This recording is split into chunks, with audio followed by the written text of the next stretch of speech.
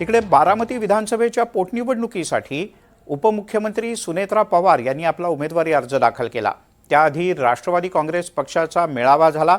मला स्वप्नातही वाटलं नव्हतं की बारामतीत पोटनिवडणूक होईल।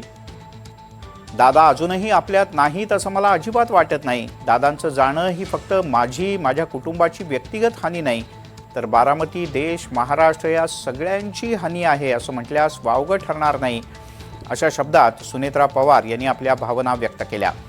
तर बारामती दादांसाठी आईसारखी होती।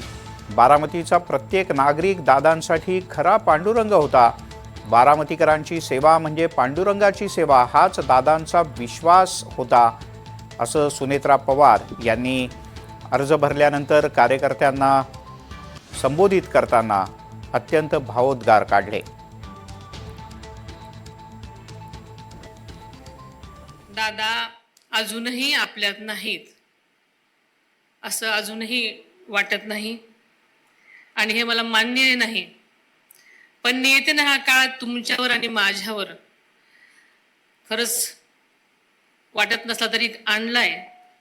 दादांचं जाणं ही केवळ माझ्या कुटुंबाची वैयक्तिक हानी नाही, तर बारामती, महाराष्ट्र आणि देशाची हानी झाली असलं म्हटलं तरी वावगं ठरणार नाही। दादांसाठी बारामती म्हणजे आईसारखी होती। बारामतीचा केवळ प्रत्येक कार्यकर्ता नाही, तर बारामतीचा प्रत्येक नागरिक हा दादासाठी खरा पांडुरंग होता। बारामतीकरांची सेवा म्हणजेच पांडुरंगाची सेवा हाच दादांचा विश्वास आणि आधार होता। दादाच्या अचानक जाण्यानं अनेक कार्यकर्त्यांचं मनोबल खचलं, पण काळजी करू नका, एकही कार्यकर्त्याला वाऱ्यावर सोडणार नाही। दादांचा जनता दरबार यापुढे हे तसाच सुरू राहील।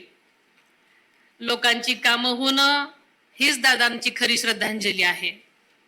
दादांच्या जाण्यानंतर बारामतीमध्ये अत्यंत अस्वस्थतेचं वातावरण होतं।